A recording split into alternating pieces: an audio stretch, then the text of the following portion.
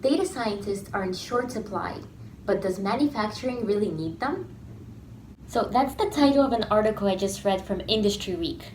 So in this article, the author talks about how there's still a great need for data scientists, but what is currently overlooked is something that he refers to as bilingual talent, which is basically somebody who not only understands data, but also has a good understanding of the inner workings of the business or industry. He argues that with a little bit of training, people that are currently working in the business or in the industry can be trained up to become citizen data scientists, which basically means these are people who are not data scientists, that they understand the business, but they learn programming, they learn how to work with data, and then that solves their problem of filling the need for a data scientist.